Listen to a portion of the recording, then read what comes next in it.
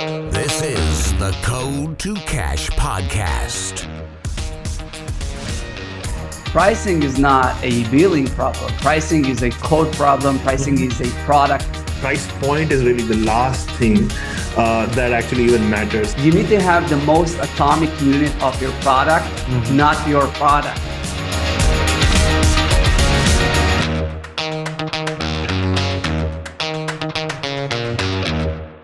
And start.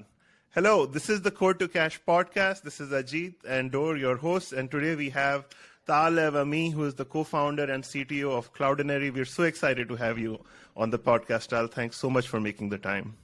Happy to be here. Thank you for having me. Awesome. So, Dor, please kick us off with the questions.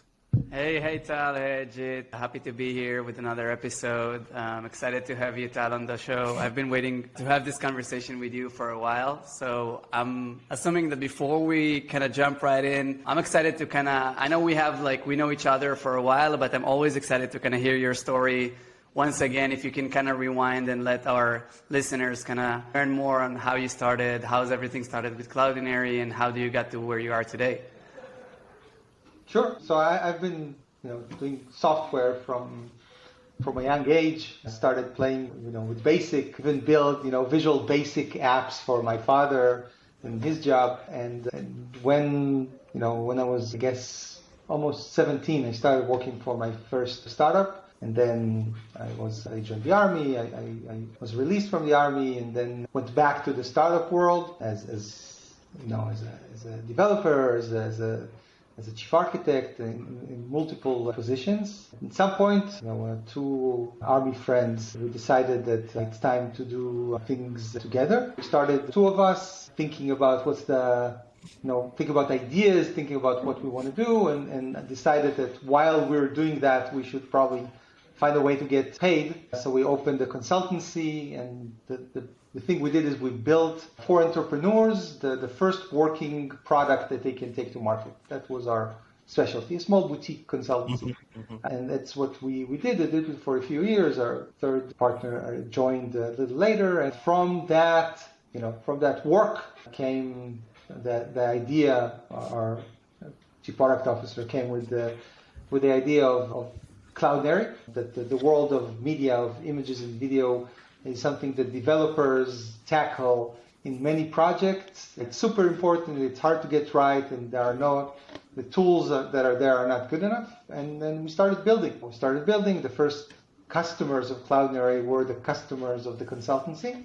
We saw that it works well, we opened it out to the public, and as the revenues grew, we grew the business. That's where we are today. I guess 10 years later, already past 100 million in ARR, and serving companies from, developers that are just building things, to small companies all the way to Fortune 100 companies. Interesting. That's an awesome story. Yeah. I really like the part where you sort of first build the consultancy and then pivoted to the product itself. I'm curious, this isn't really specifically a pricing question, but I'm just curious, how did you find the idea for is it during the course of building applications for entrepreneurs when you realized the specific idea for Cloudinary? Yes, this was an observation by them. These are multiple concerns that come here that have to do with handling of media that repeat themselves and are hard. It's hard to get right within the project, right? And there really is a missing piece of the infrastructure that needs to be resolved there. And I'm also curious, it's almost sounds a little bit like a fairy tale. You've been at the company for 10 years. It's like a nice, you start the company and then you're like, we're at 100 million. I'm just curious, were there times when you were about to die as a company? I'm curious what the story was for the 100 million mark, right? How does someone get to that number? Which Ajit is basically asking, hey Tal, you are unique in the sense that you've built a 100 million ARR company bootstrapped. Can you tell us your secrets? Can you tell us your magic? Yeah.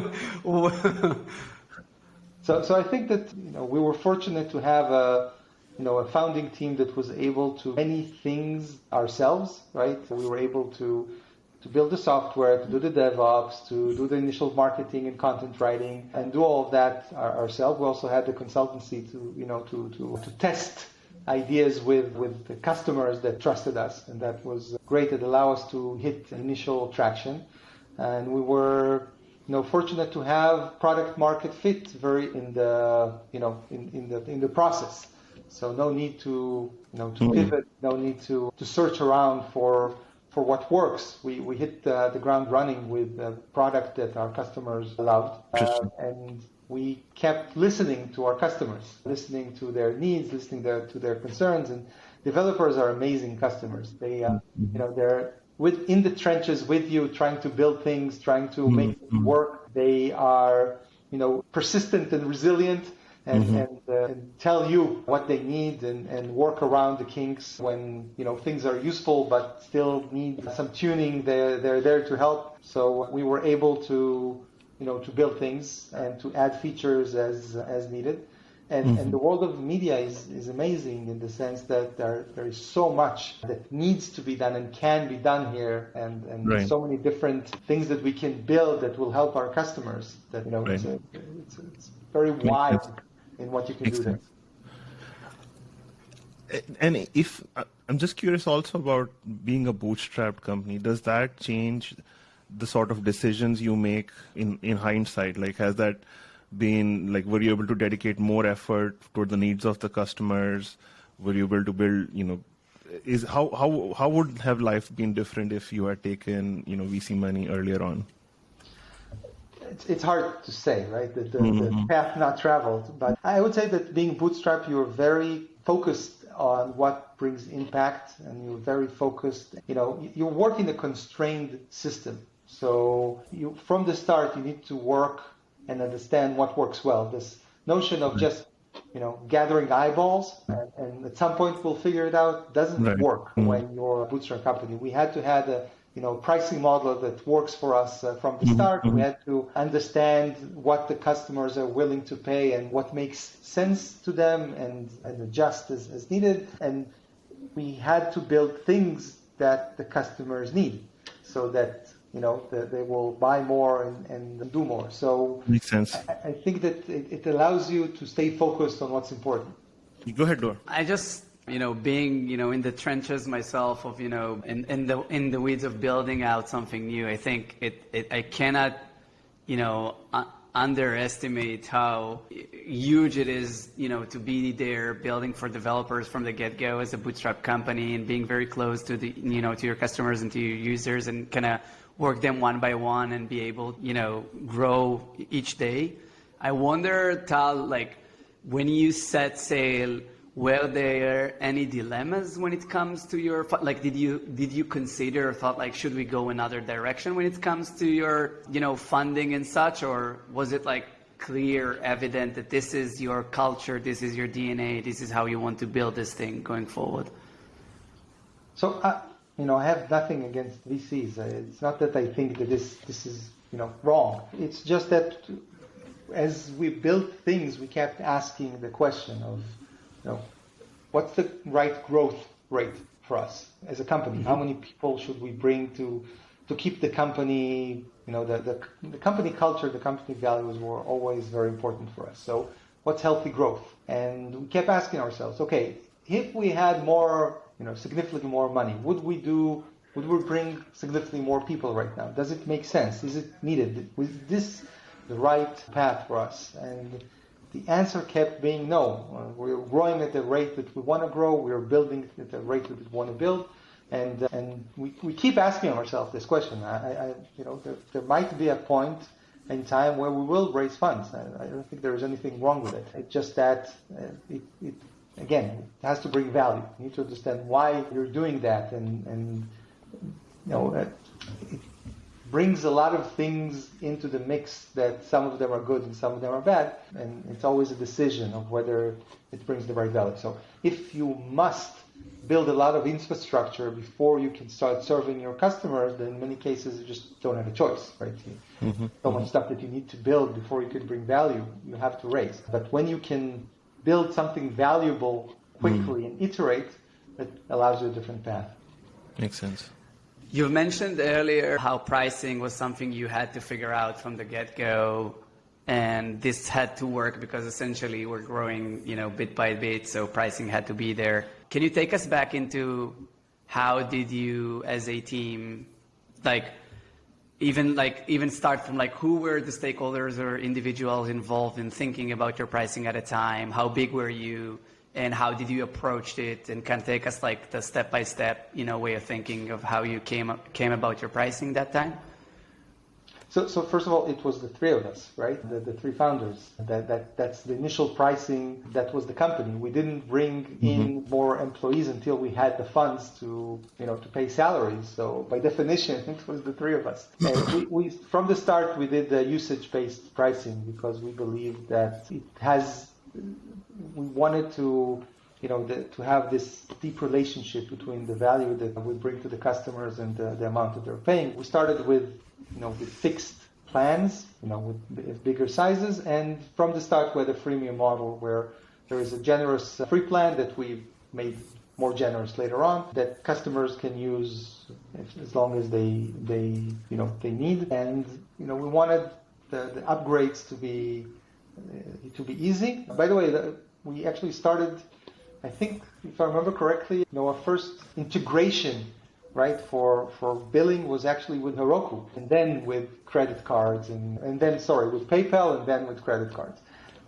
So back in the days, Heroku, they were an amazing marketplace for discovering new add-ons and discovering and being able to pay and handling all of that. And we built something that's based on the main metrics of usage for our customers. We actually started with storage, bandwidth, and the number of objects that are being managed by the company, by the account. And then later on we did some changes. We switched to slightly different metrics. We actually changed prices later on. This is part of the journey. I want to be the first one. I see that Ajit already has something in mind, but I want to be the first one to ask, going usage-based at a time where you're basically living from, one account to another, where typically usage-based is the model that introduces a little bit less predictability in terms of revenue in comparison to other models. I wonder if that introduced any friction at all, or you were immediately satisfied, launching this model and you saw a result as you expected?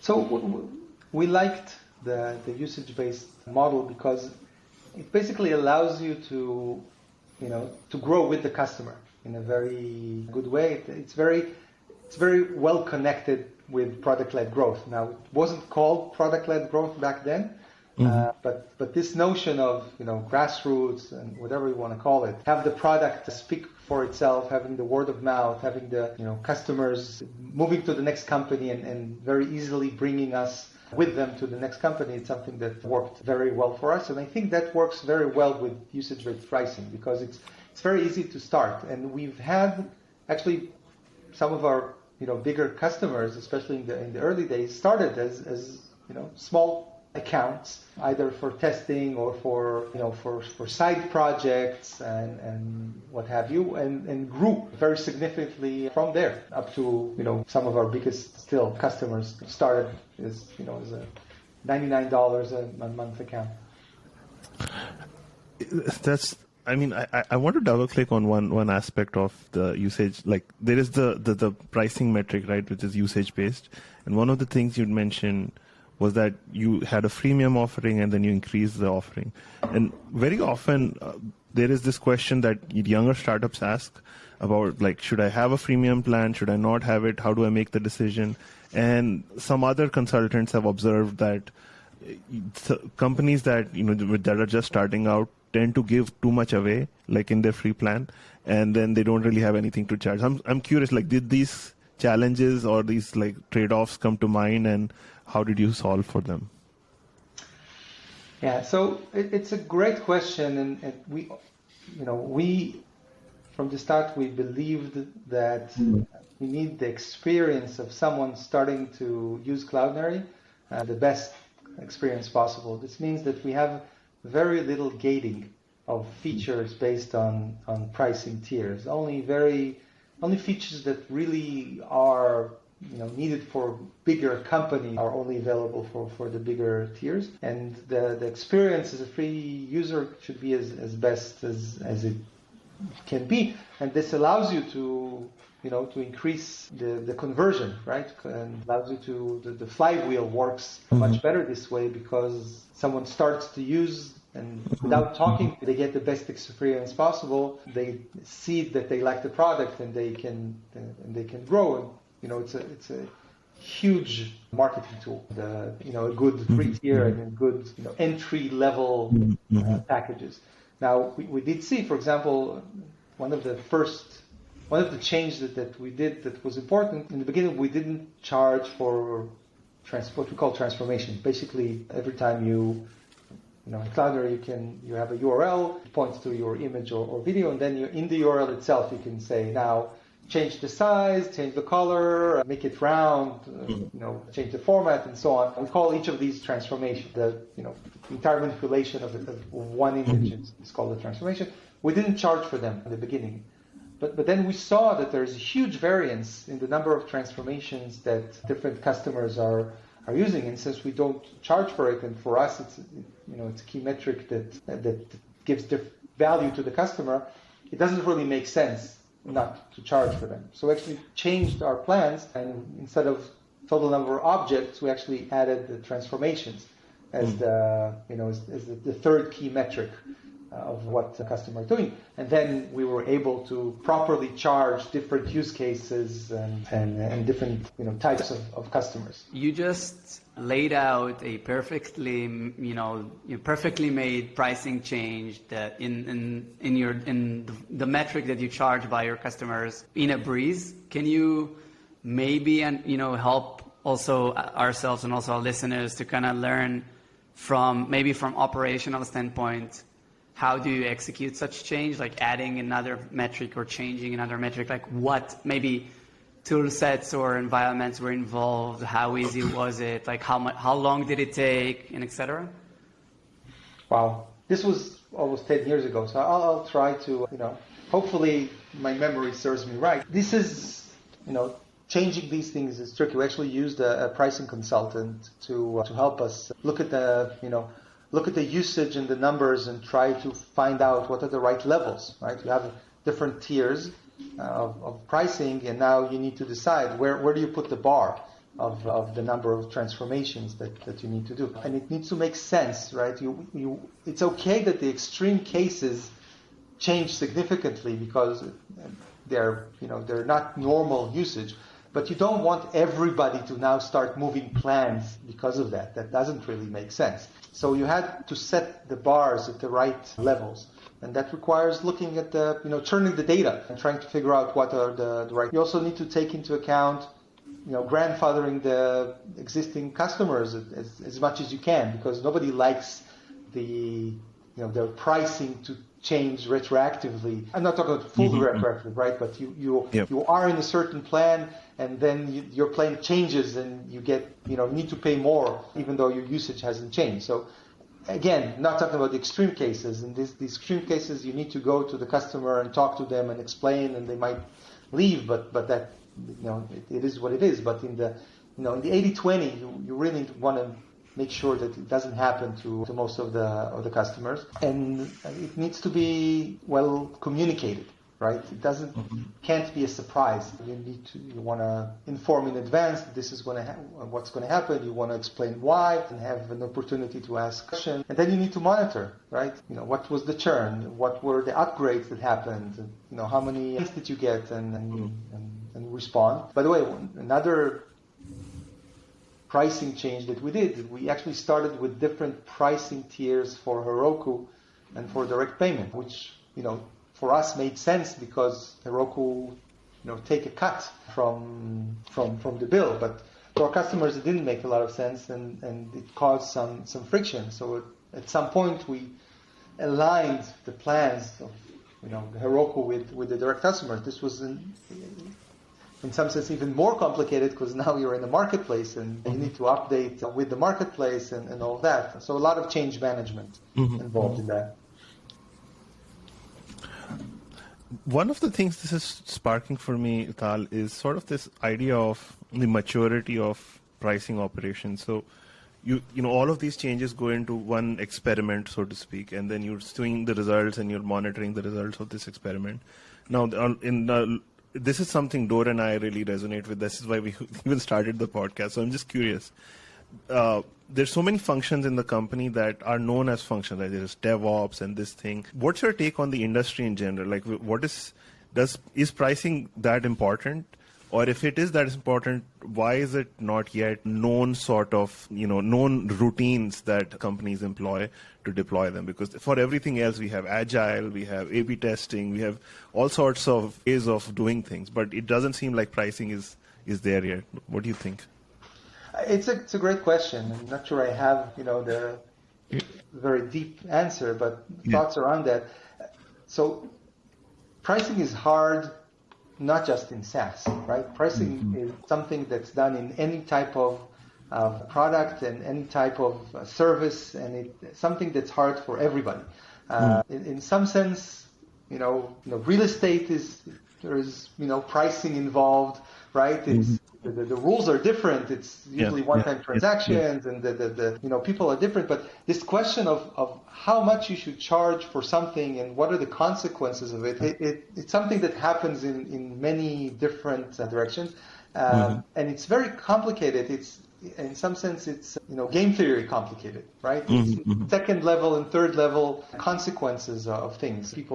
You change something, it affects the way that you behave to the competition. It changes the incentives of your customers on how they use your system. It changes the attractiveness of, when somebody looks at your company and decides whether they want to build, buy or even start using your product going forward. And everything involved is about, money and the company revenue. And you can make a change that will be, it makes a lot of sense in your mind long term, but it's going to have a dramatic effect on your income in the short term. That's hard. So I think it's just a very hard problem. Another problem I think is that, people have memory, right? If you make a change, if you experiment and then you change something back, it's not without impact, right? So experimentation is great and very important and needs to be done, but it's not without impact by itself. So even experimentation is something that needs to be done carefully. Makes sense. There's a lot of room when you think of the way you introduce prices, and sometimes even the way you introduce products and systems and features, that first impression is sometimes everlasting, and so the way you make those decisions matter, and the way you orchestrate and manage them and roll them out matter. So the best you can be on your feet in the way you kind of roll them out and experiment and try those things in a gradual and careful environment is probably the best way to go about it. I wondered though, as I think. I'm trying to put myself in the, kind of in the shoes of our, founder listeners who are thinking about PLG and thinking about usage-based pricing and building out their companies and products, and they're excited about implementing or rolling out such, in such way. Now that you have this special time machine and you have like this 10 years of mileage, as you think from their perspective, as they start thinking about rolling out, building out usage-based pricing, what are top things that you believe that they should consider or think about as they start, strategizing and rolling out their own pricing model at this point? Yeah, great question. A few thoughts. So first of all, as I said, I think freemium is a great model. I think it allows you to, it allows your customers to use to properly start using your product, and also is a great marketing tool because these tier of free users are great brand ambassador to your product. So first of all, I'm a strong believer in the freemium model, and a freemium that makes sense, not the free trial. Free trial, has a lot of advantages, but the disadvantage is basically you don't create this layer of these free brand ambassadors. I think is very strong. I hear the developer persona coming out of you, Tal. Yeah, I'm still a developer. I don't write code anymore. I talk to people that write code. That's still my state of mind. So that's one aspect. Another aspect is, at some point you need to start thinking about enterprise plans. And there is, in many cases, it's very hard to build a model that makes sense all the way from the smallest customers to the biggest customers in a way that makes sense. It's a real problem. If you're at some point you need to start gating things for enterprise and make this discontinuous at some point, because it's very hard in many cases to build something that just scales from the very small customers to the very big customers I'm not talking about linear, of course, but in a way that's the entire difference between that. And the salespeople for enterprise, they need tools to work with the customers to find the best match. So they need the right ability to package things. They need the feature sets that they can handle. They need more tools for that. But that's for the enterprise. I'm a strong believer in starting from the small companies and getting to the enterprise when you're ready. It's very hard to chase enterprises when you're just starting. Makes sense. Yeah. And tooling wise, build versus buy? It's a great question. When he started, we didn't find any tool that was ready for what we needed, and we actually built the entire thing ourselves, and it's a lot of work. Can you describe what is this thing that you've built? Because I think our listeners are gonna love it. So can you just give us like a few, quick introduction to how it looks like from the inside?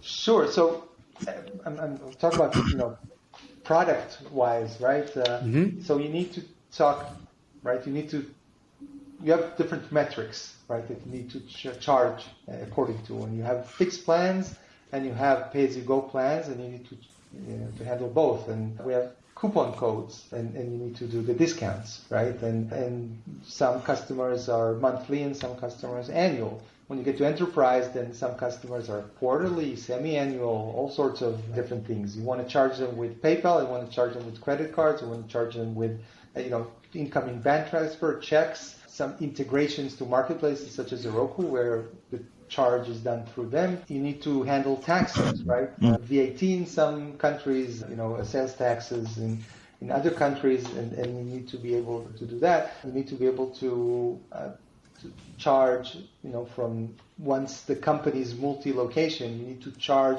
from different companies, different customers, right, for tax reasons, and you need to be able to do that. Then you want to add a metric, right, and you need everything to fall into that. Then at some point we decided that this concept of levels, right, you have different metrics, to each you have a limit. That doesn't make sense because we have some customers that use one metric a lot and others very little, and then they had to upgrade earlier than they wanted because of that. So we actually moved to a different mechanism where you count all the usage together and call it credits, and then each plan is the number of credits you have. So that's a very big change, right, the entire accounting of this whole thing.